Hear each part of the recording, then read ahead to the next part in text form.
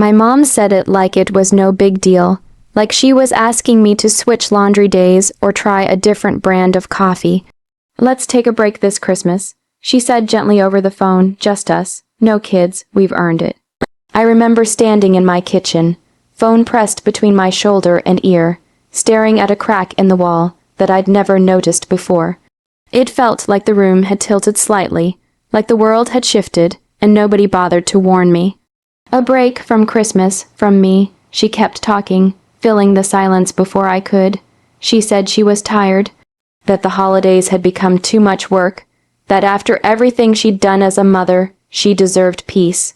She laughed a little, the way she does when she wants something to sound reasonable instead of selfish. "You understand, right?" she asked. I did what I'd always done. I swallowed the hurt before it could reach my voice. "Yeah," I said, "of course. Christmas had never been just a holiday to us. It was our thing, matching pajamas, burnt cookies, the same old movies playing in the background every year. Even when money was tight, even when life was messy, Christmas meant family. It meant showing up, at least I thought it did." After we hung up, I sat down and tried to make sense of it. Parents needed rest. Adults were allowed to choose themselves sometimes. That's what everyone says now, right? Boundaries, self, care, growth. Still, something felt wrong. She didn't ask how I felt. She didn't say she'd miss me. She didn't suggest another day to celebrate together. Just a break. Like I was something exhausting she needed distance from. The days leading up to Christmas felt hollow. Friends talked about travel plans and family dinners, and I nodded along, pretending I had somewhere to be. I told myself it was just 1 year, that next Christmas would be different. Christmas morning came quietly. No early phone call. No "Merry Christmas, sweetheart." I woke up late, made coffee, and sat alone by my window watching other people carry wrapped gifts into cars. I didn't cry, not yet. Out of habit more than curiosity, I opened my phone. Social media was loud with holiday cheer trees, lights, smiling faces. I scrolled without really seeing anything, until a familiar laugh stopped me cold. My mom, she was tagged in a photo. Then another, then a whole album. There she was, glowing, dressed in the red sweater I bought her last year. Her husband stood beside her, arm around her waist, and around them children, not me, kids in matching pajamas. Kids opening presents, kids sitting at the table where we used to sit. A perfect Christmas scene, warm and joyful and full. My heart started pounding as I swiped through the photos. Each one felt heavier than the last. This wasn't a quiet getaway. This wasn't rest. This was Christmas just without me in it. I zoomed in on the details I recognized. The same ornaments, the same dining room, traditions I thought belonged to us, handed over so easily. My hands shook as I locked my phone, so this was the break, not from kids, from me. The realization hurt in a way I wasn't prepared for. It wasn't loud or dramatic. It was sharp and deep, settling into my chest like something permanent. I sat there for a long time, listening to the silence, replaying her words in my head. "You understand, right?" I understood now, and as the shock slowly turned into something colder, something steadier, one thought surfaced clearly for the first time that day. She had chosen a Christmas without me, and I wasn't going to forget that. I should have deleted them immediately. That was the rational thing to do. Close the app, breathe, and try to pretend it hadn't happened, but I couldn't. My thumb hovered over the screen, eyes locked on the first image, and then the second, and then the whole album, like stepping into a world where I didn't exist. My mom was laughing. Really laughing. The kind of laugh that used to be reserved for me, the one she only ever made when I was around. And now, it belonged to someone else. Children I didn't know sat around her in matching pajamas, tearing open gifts with the excitement I remembered from my own childhood. I could see the familiar ornaments hanging on the tree, the same decorations we'd painstakingly hung every year, except now they were just props in a scene I wasn't invited to. The first wave of shock hit me like icy water. Then came the betrayal. Every detail of the photos, every smile, every gesture, screamed that I had been lied to. This wasn't about taking a break from the chaos of children. This wasn't about rest or self-care. This was about erasing me from the story she had been writing all along. I scrolled, my chest tightening, stomach sinking. One picture showed her husband handing a small wrapped box to a girl who couldn't have been more than 6, the kind of careful, proud way he used to hand gifts to me. Another photo had her kneeling next to a boy, helping him place a star on the top of the tree. She'd always saved that job for me. Every single tradition, every memory I thought was sacred, was now being performed for someone else. The betrayal cut deeper than I expected. It wasn't just the photos, it was the intention behind them. She had known I might see them. She had posted them publicly, and yet not a word, no apology, no invitation. Just smiles and joy, displayed like a trophy I wasn't meant to touch. I felt the familiar sting of anger rise, hot and corrosive.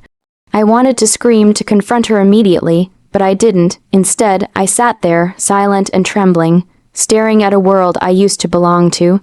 The anger became sharper as I realized that this wasn't just about exclusion. It was about choice. She had chosen them. Not me, not even a moment of thought for what this might feel like. A quiet, cold plan began to form in the background of my mind. Not revenge in the violent, screaming sense, but something slower, smarter, and sharper. Something that would make her understand what it felt like to be left out, invisible, discarded. Something she would remember. I put my phone down and stared at the ceiling, listening to the silence. The house around me felt emptier than usual. The holiday music I'd tried to play to fill the space now sounded hollow. Everything inside me wanted to reach out, to beg for her to notice the hurt she'd caused, but I didn't. I couldn't, not yet. Instead, I let the hurt settle. I let it sit in my chest and twist, taking its time to remind me of every small moment she'd taken for granted. Every whispered apology I'd never received. Every promise of togetherness that now felt meaningless. And with that hurt came clarity. This wasn't just about a Christmas without me. This was about the fact that I had allowed myself to be taken for granted for years. About the fact that I had let her decisions dictate my sense of worth. I closed my eyes and made a silent vow. I wouldn't let this slide, not with anger, not with shouting, not with tears. I would rise above the betrayal, but I would make sure she understood the cost of it. She had chosen them, I would choose myself. And in that moment, the first spark of what I now knew would become sweet revenge flickered to life. The days after I saw the photos, I didn't call. I didn't text, I didn't even like her posts. I became a ghost in her world, and I could feel the shift immediately, though she didn't know why. At first, I wrestled with my own instincts. My mother had been my anchor for so long that being absent felt unnatural. My thumb hovered over the screen, aching to type something, anything. But I didn't. I couldn't, not yet. There was a satisfaction in silence. A power in withholding the hurtful words that I knew would only make me smaller.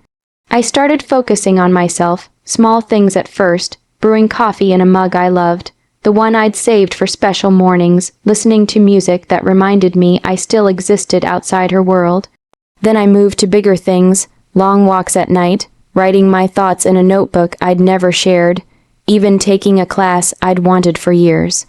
The world that had felt so constricting without her presence suddenly felt larger. I could breathe.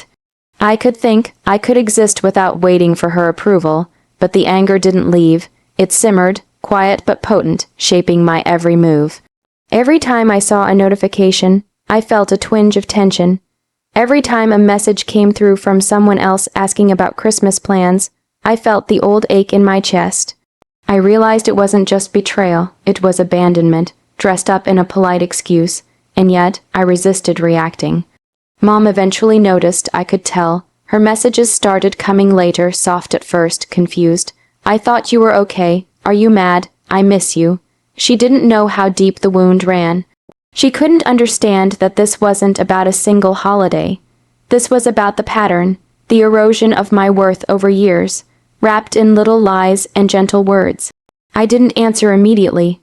I let the silence stretch, let her sit in it like I had, alone on Christmas morning. Let her feel the absence I had felt, the same absence she had placed between us. She wanted answers.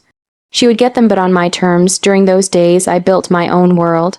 I cooked meals just for myself, made plans with friends I'd ignored, laughed at movies that made me forget. I discovered a quiet kind of joy that didn't depend on her. I realized that boundaries weren't just words, they were armor. I began to see that the power I thought she held over me had always been illusory. The power was mine to take back. And then one evening she called. Her voice was shaky, tentative. "I don't understand," she said. "Why are you shutting me out?" I didn't raise my voice. I didn't yell, I didn't cry. Instead, I let the truth rise slowly, like a tide, measured and deliberate. I told her about the photos, about the hollow words she had said, about the absence I had endured, about the betrayal I had felt not just this Christmas, but every moment I'd allowed her choices to tell me I wasn't enough. She tried to interrupt, she tried to justify, but I didn't let her. I had found my voice and it didn't tremble anymore. I was no longer the child waiting to be seen. I was the adult who had been ignored for far too long. And as I spoke, I felt something extraordinary, light, almost filling the space where hurt had lived. I realized then that the sweetest revenge wasn't shouting or guilt-tripping. It wasn't even confrontation. The sweetest revenge was standing tall in the truth, showing her that her choices no longer controlled me, that my absence could be endured, and that my life, my joy, my peace was mine alone. For the first time in years, I felt untouchable, and it was delicious. I didn't rush to respond. I didn't call back immediately when she left a voice message that trembled with confusion and hurt. I let the ringing sit unanswered, each vibration on my phone a small reminder of the power I had reclaimed. When I finally spoke to her, it was calm, measured. The kind of calm that comes after rage has been carefully folded into strength. "Mom," I began, my voice steady. "Do you want to know why I've been silent?" Her response was shaky. "Yes, I just don't understand. I thought you'd understand why we needed the break." I let the words hang in the air. Then slowly I started. I told her everything about the photos, about the way it felt to see her laughing with other kids, surrounded by the traditions we'd shared, about the hollow feeling of being chosen last or not at all. I told her about the years of being overlooked, dismissed, and quietly told, through action and omission, that I was less important. I didn't yell. I didn't scream. I didn't beg for apologies I wasn't even sure I wanted. I spoke with the clarity of someone who had been invisible too long and had finally decided to exist loudly in their own life. She was quiet at first, then came the trembling, the quick intake of breath, the words she couldn't finish. I didn't mean I didn't think. I let her struggle. There was no malice in my voice, no gloating. My revenge was not humiliation. My revenge was the truth. My truth delivered clearly, undeniably, and without compromise. When she tried to explain, I listened. When she stammered excuses about needing rest and not thinking, I let it wash over me. I didn't need her to justify herself. I didn't need her to fix it. I just needed her to understand that I had been seen through her eyes as optional. And that was no longer the case. I told her I wasn't angry anymore. Not in the destructive way, I was free. I had created space for myself, built traditions of my own, and discovered joy that didn't depend on her approval. That was the hardest part for her to hear. I think that her absence didn't break me, it strengthened me. She cried then, really cried, and I let her. She finally understood that the consequences of her choices were real, not abstract, that the pain I carried was not fleeting or exaggerated, but I didn't collapse into comfort. I didn't rush to forgiveness. I simply set boundaries. I told her what I would accept, what I wouldn't. I told her that our relationship would continue only if she respected the person I had become, a person who demanded honesty, presence, and care, not polite excuses and selective affection. And then I hung up. For the first time, I felt the release of a weight I hadn't realized I carried. The betrayal that had burned like fire inside me for weeks didn't vanish, but it cooled into something useful. A reminder that I mattered, a warning that I would never again allow my presence to be optional. That night, I sat by my own tree, in my own home, surrounded by laughter and warmth that I had created myself. I cooked the food I wanted, decorated the way I liked, and let myself truly celebrate. This was my Christmas, my rules, my joy. The sweetest revenge isn't in watching someone suffer. It's in reclaiming what they tried to take. Your dignity, your happiness, your voice. I had done that. And as I watched the lights flicker on the tree, the quiet hum of music filling the room, I realized something profound. I didn't need her approval, her love, or her presence to have a perfect Christmas. I had everything I needed already. Me, my heart, my home, and the knowledge that I would never again let anyone tell me I wasn't enough. This was my victory, my peace, my revenge, and it tasted sweeter than I could have imagined.